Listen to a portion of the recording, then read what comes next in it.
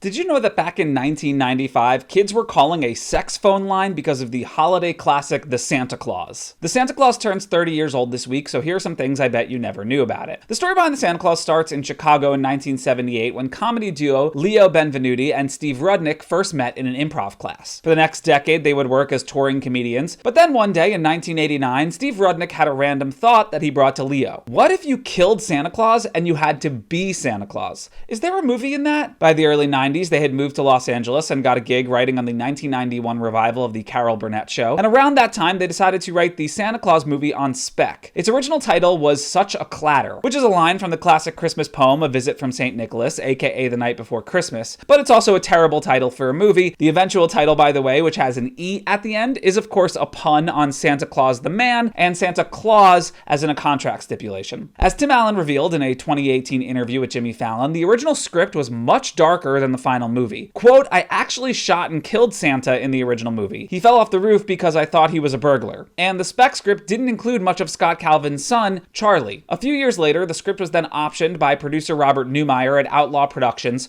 for just $10,000. He then gave it a lot of notes and ended up selling it to Disney's Hollywood Pictures for $1 million. Hollywood Pictures at the time was run by Jeffrey Katzenberg, and Katzenberg wanted to make the movie more family friendly. The studio exec apparently told Tim Allen later on that you can't start a Disney movie by killing Santa, to which Allen joked that Disney kills the parents in all of its other movies, and it was at this point that it became more family-oriented and that the son Charlie was brought in to have a bigger role. They apparently offered the lead to Bill Murray and Chevy Chase prior to signing Tim Allen, but Chase turned it down due to scheduling conflicts, and Murray didn't want to do another holiday movie after Scrooge. They also considered Tom Selleck, Robin Williams, Tom Hanks, and Mel Gibson at different points, though it's unclear how far any of those conversations went. In 1992, Hollywood Pictures formally announced the movie as a star vehicle for Tim Allen, though the producers were skeptical as to whether Allen could open a film as he was seen as a TV star back then. For a director, they approached John Pasquin, who was a veteran TV director and worked with Tim Allen on Home Improvement, and he was reluctant to take the job, saying, I had been working on Home Improvement dealing with kids for a year and a half. I had thought that I would like to do a more grown-up piece of material. But Tim Allen persisted, and then Pasquin's wife read the script, and she told him it's going to be a classic, so he signed on. Jeff Daniels, Stanley Tucci, and Bradley Whitford were considered for the role of Neil Miller, which went to Judge Reinhold, and Patricia Richardson, Patricia Clarkson, Patricia Heaton, and Kate Burton were considered for the role of Laura Miller, which went to Wendy Crewson. Casting Charlie, the little boy, proved to be the hardest. They held open auditions in 13 cities before they found Eric Lloyd. Disney gave the movie a budget of $22 million.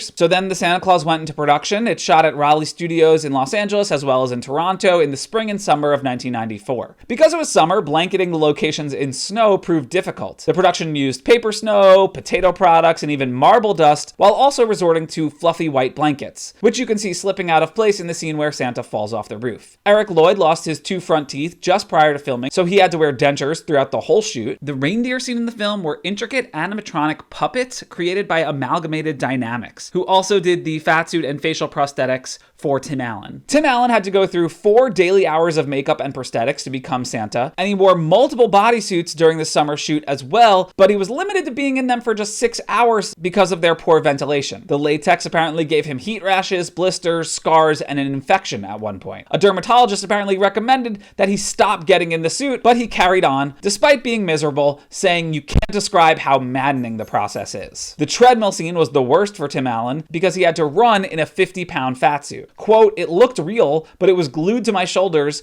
and as it moved, it was just ripping skin. They shot that scene at the end of a very long day, well after midnight, which apparently led to some yelling and tension between Tim Allen and John Pasquin. But the craziest story about the Santa Claus is the sex line joke and the backlash that it caused. In the original version of the film, the ex-wife character gives Tim Allen a piece of paper with her phone number on it, and he responds saying, what is it, 100 spank me? A pretty crude joke for a kid's movie, but seemingly harmless. Unfortunately, when the movie was released on VHS, some kids tried calling that number and got connected to a real sex phone line. And then it converted to a much pricier 900 line, and that resulted in hundreds of dollars being charged to their parents' phone bills. This resulted in a pretty strong backlash, so Disney cut the scene from all future home video, cable, and streaming versions. That said, you can still find the original clip on YouTube. In post-production, the movie faced some sound issues. Tim Allen's Santa suit had all these jingle bells on it, which were audible through his microphone, so he had to re-record a lot of his dialogue via ADR. As Allen told ABC News, I ADR'd most of the film because people said, what's all that ringing? And it was me walking. shocking. Also, an entire Charlie subplot about him struggling with his dad being Santa was cut from the movie for length. The movie opened on November 11th, 1994, and made $19.3 million opening weekend in the US, falling to second place behind Interview with the Vampire. But it would hit number 1 in the week of November 25th and December 2nd, which gave Tim Allen the number 1 movie, the number 1 TV show, and a best-selling book at the top of the charts, all at the same time. The movie would go on to gross $190.3 million total worldwide. Critics gave it good remarks. Today, 73% of the 59 reviews assessed by Rotten Tomatoes are positive, and critic Sandy Davis of The Oklahoman put it at number 6 on her list of the best movies of 1994. The film would go on to become a VHS, DVD, and cable TV standard,